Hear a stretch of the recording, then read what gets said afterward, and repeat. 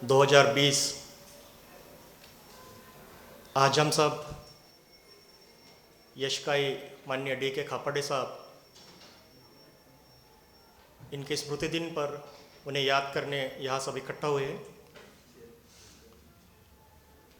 जैसा कि सभी लोग जानते हैं कि 29 फरवरी 2000 को माननीय D.K. खापर्डे साहब हमारे बीच नहीं रहे और चूँकि 2000 यह लीप ईयर था और ये हर 4 साल बाद यह लीप ईयर आता है, तो उस सिलसिले में ये 5वीं स्मृति आज है और उसी सिलसिले में आज हम सब यहाँ इकट्ठा हुए। वैसे तो स्मृति दिन में आमतौर पर जो कार्यक्रमों में देखा जाता है कि उनका मतलब किसी का स्मृति दिन है तो फोटो लगाया जाता है, फूल मालाएं चढ़ाई जाती है, हार चढ़ाया जाता है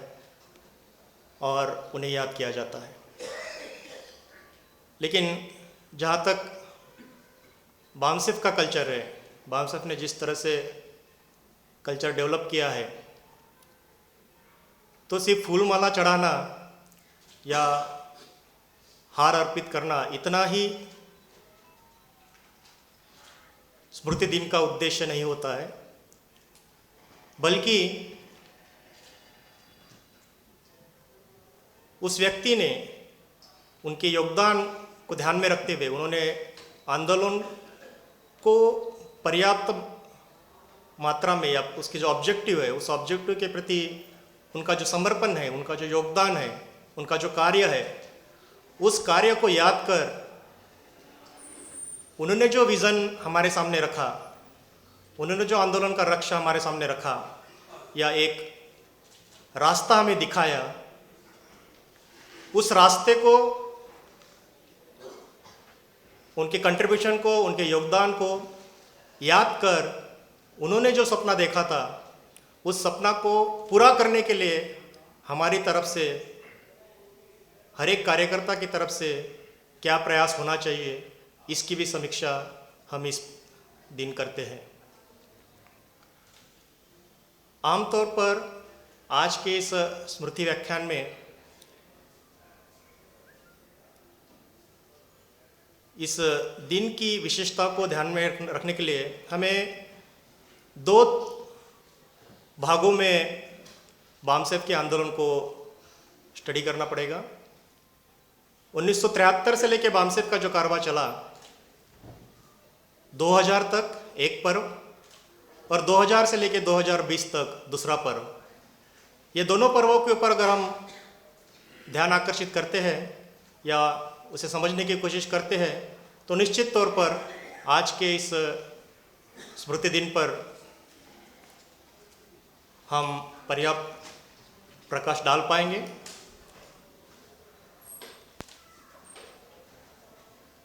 डॉक्टर बाबा साहब आम्बेडकर के निधन के बाद 1956 के बाद हम लोग देखते हैं कि जिस तरह का लीडरशिप समाज के अंदर चाहिए थी, वह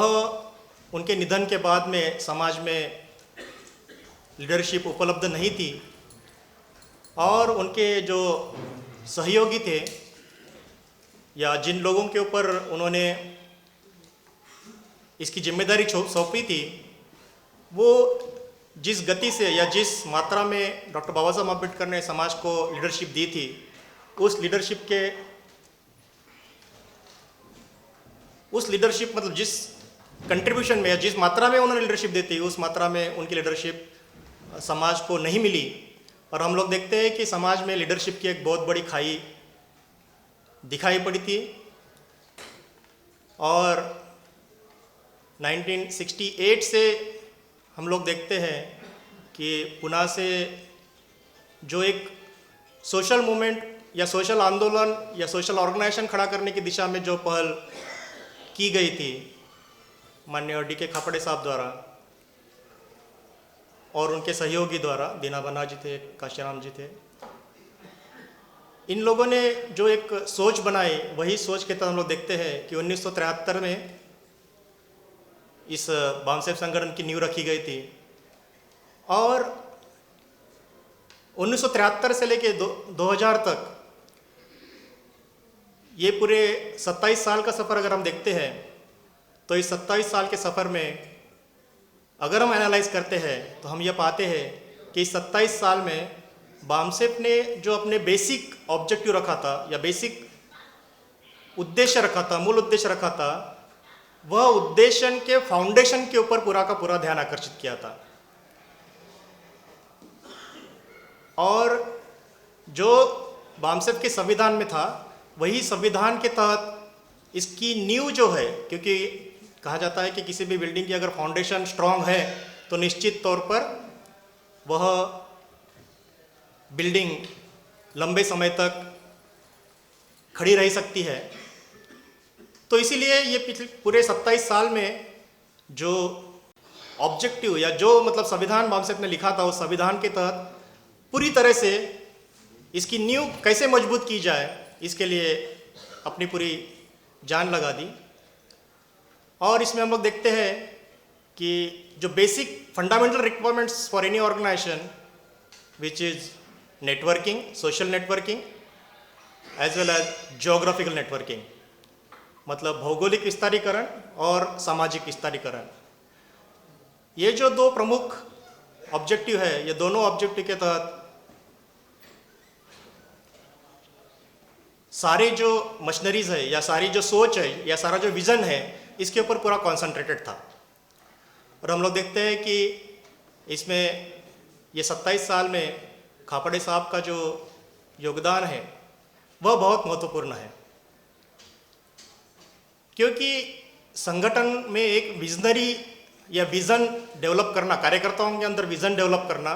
कार्यकर्ताओं के अंदर लंबे समय में आने वाली जो प्रॉब्लम्स है, समस्याएं है, उस समस्याओं को समझकर लोगों को समझाना, और जो मतलब 1973 के आसपास जो लोगों की समझ थी कि हम लोग 6000 जातियों को इकट्ठा नहीं कर सकते थे, वो मानसिकता को ये 27 साल में हम लोग देखते हैं कि पूरी तरह से बदल दी गई थी, बदल दिया गया है। और आज ये बहुजन कंसेप्ट को पूरे समाज में मान्यता मिली हुई है। तो जो इस मूल निवासी बहुजन समाज के तबके हैं, schedule caste, schedule tribe, OBC, minorities, ये हर एक तबके को इस ऑर्गेनाइजेशन के साथ जुड़ने में या जुड़ाने में पूरे प्रयास किए गए। साथ ही साथ इसका जो भौगोलिक विस्तारीकरण है, वो भौगोलिक विस्तारीकरण करने की दिशा में भी बहुत बड़े पैमाने पे पहल की गई। और उसी का नतीजा हम लोग देखते हैं कि आज के तारीख में 47 साल बाद बामसेफ का एक अलग इमेज सोसाइटी में बना हुआ है, एक अलग तरह से एक्सेप्टेंस सोसाइटी के अंदर बना हुआ है।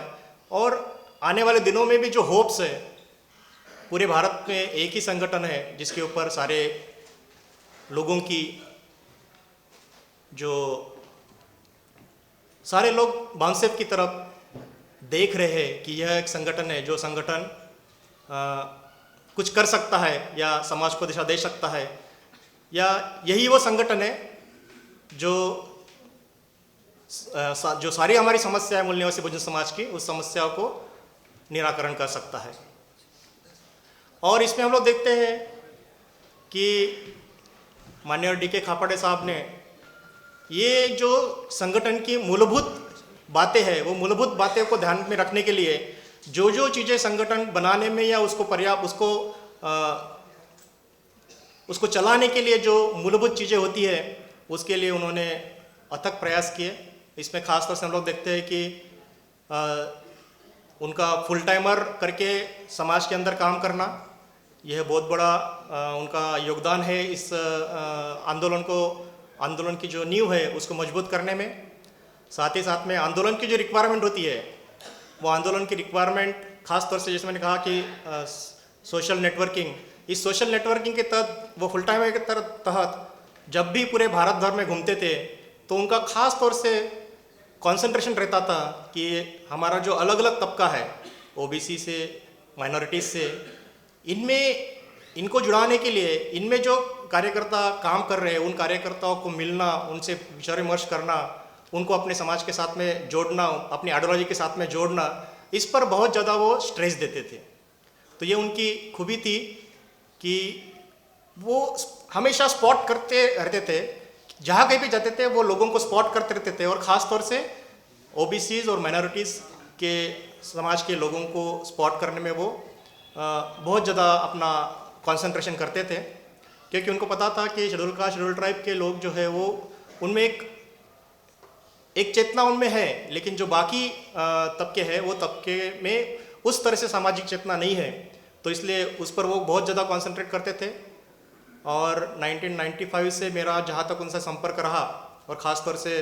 97 से 2000 तक जब दिल्ली ऑफिस में मैं काम कर रहा था, उस समय पे जो उनके साथ प्रत्यक्ष रूप में काम करने का काम किया, उस समय से मतलब उनका जो व्यक्तित्व है वो व्यक्तित्व सही मायने में मतलब देखकर ही लगता है कि इनसे कुछ सीखा जा सकता है, या ये एक प्रेरणा स्थान हो सकते हैं। मतलब कुछ बोलने की जरूरत नहीं पड़ती है, बट उनको देख के उनकी कृति को देख के ही ऐसा लगता है कि नहीं, सही मायने में ये जो बता रहे हैं, ये जो कह रहे हैं, इसके लिए हमको कार्य करना चाहिए, कार्य करना पड़ेगा। क्योंकि जैसे ही खापड़े साहब ये बात को मतलब काफ़ी सोच विचार कर रखते थे, और उसमें ये उनका जो विज़न था कि जब तक हमें प्रेरणा मिलती है तो ये मतलब और 1973 से 2000 तक हमने देखा है कि मतलब काफ़ी हद तक आंदोलन में चढ़ाव उतार आए, लेकिन फिर भी जिस तरह से मतलब खापड़े साहब ने एक विज़न के तहत हमारे कार्यकर्ताओं को जुड़े रखा और हमारे कार्यकर्ताओं को बिल्कुल टस से मस न होने दिया, उसका नतीजा हम देखते हैं कि मतलब आज जो संगठन है वो एक ऑर्गेनाइजेशन जो है वो आज किसी एक व्यक्ति के ऊपर या किसी एक पर्सनालिटी के ऊपर डिपेंडेंट नहीं है, बल्कि यहाँ आज के तारीख में मतलब 47 ईयर्स के बाद में हम लोग देखते हैं कि आज आंदोलन को कार्यान्वित करने के लिए काफ़ी सारे डेवलप्ड कार्यकर्ता आज समाज के अंदर दिखते हैं। तो ये एक विजनरी लीडरशिप के जो विज़न होता है वो विज़न के तहत ही ये सारा डेवलपमेंट हुआ है। और इतना ही नहीं तो मतलब महाराष्ट्र के बाहर जिस जब सामाजिक आंदोलन को बढ़ाने के लिए जिस तरह से रिक्वायरमेंट थी, वो सारी रिक्वायरमेंट्स वो एक एक चीज़ को ध्यान में रखते हुए खुद इनिशिएटिव लेके करते थे। जैसे मतलब ज्योतिबा फुले साहब के ऊपर, उनकी जीवनी के ऊपर बाहर के स्टेट के लोगों को ज़्यादा पता नहीं था, तो उन्होंने खुद वो अपना समय निकाल कर गुलामगिरी हिंदी में ट्रांसलेट किया। साथ ही साथ में ज्योतिबा फुले और सावित्रीबाई फुले के ऊपर भी हिंदी में किताब निकाली। मतलब ये जो उनका पर्सनल टच था, पर्सनल कंट्रीब्यूशन था, मतलब सोसाइटी को डेवलप करने के लिए, ऑर्गेनाइजेशन को डेवलप करने के लिए जो नीड्स है वो खुद इनिशिएटिव लेके वो करते थे। और इतना ही नहीं तो मतलब इवन जो किसी भी आंदोलन चलाने के लिए जिस तरह से मतलब man power plus financial resources की रिक्वायरमेंट रहती थी, उस man power plus financial resources की रिक्वायरमेंट को खुद का भी कंट्रीब्यूशन वो देते थे। जब भी वो नेशनल कन्वेंशन होता था खुद निकलते थे सुबह और डोनेशन कनेक्शन करके वो खुद लाते थे, और बाद में कार्यकर्ताओं को पूछते थे कि ये मेरा कंट्रीब्यूशन है, आप लोगों का कंट्रीब्यूशन कहाँ है। मतलब एक जो मतलब सामने के व्यक्ति से जो मतलब प्रेरणा स्रोत होता है, वो प्रेरणा स्रोत के तहत मैं ये कहना चाहता हूँ कि वो मतलब अपने आप कार्यकर्ताओं को इन्फ्लुएंस करता था। उनके कार्यों को देखकर अपने आप कार्यकर्ता, सामने का जो कार्यकर्ता है वो इन्फ्लुएंस होता था। इसलिए हम लोग देखते हैं कि मतलब उनका जो फुल कंसंट्रेशन था अपने साथियों को लेके बामसेफ आंदोलन को मजबूत करने के लिए, वह 2000 तक आते आते हम लोग देखते हैं कि बामसेफ संगठन की जो नींव थी, जो फाउंडेशन था, वो बहुत स्ट्रांग हो चुकी थी। उसके बाद में 2000 में खापड़े साहब हमारे बीच नहीं रहे, और 2000 के बाद का जो ये अगले 20 साल का सफ़र है, उस 20 साल के सफ़र को अगर हम लोग देखते हैं तो ये जो उन्होंने न्यू या फाउंडेशन, स्ट्रॉन्ग फाउंडेशन जो समाज के अंदर तैयार किया था, उसी का नतीजा हम लोग देखते हैं कि उनके देहांत के तुरंत बाद और साथ ही साथ में उनके देहांत के बाद में मतलब जो कार्यकर्ता उनके फनरेल में गए थे, उन्होंने जब देखा खापड़े साहब का overall contribution in the society और उनका पर्सनल लाइफ, पर्सनल उनके जो डिपेंडेंट्स थे, इसमें जो तफावत उनको नज़र आए, तो वो काफ़ी हद तक मतलब अपने आप को मतलब समझ नहीं पा रहे थे कि इतने बड़े महान मान्यवर डी.के. खापड़े साहब थे, क्योंकि उनका पर्सनल लाइफ के बारे में कभी वो ऑर्गेनाइजेशन के अंदर कभी डिस्कशंस में नहीं लाते थे, जबकि वो खुद होके हर फैमिलीज़ के बारे में हमेशा जब भी जिस किसी के पास भी जाते थे वो पूछते रहते थे।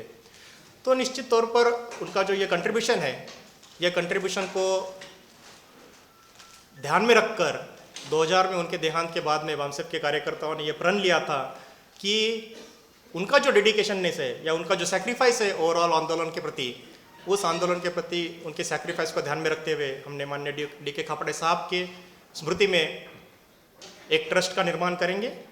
और वो 2001 में हम लोग देखते हैं कि वो ट्रस्ट का डी.के. खापड़े मेमोरियल ट्रस्ट का निर्माण किया गया, और उसी के तहत एक्टिविटीज़ भी धीरे धीरे करके शुरू हुई। और हम देखते हैं कि 2004 में आते आते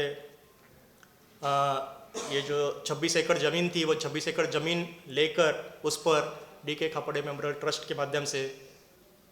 जो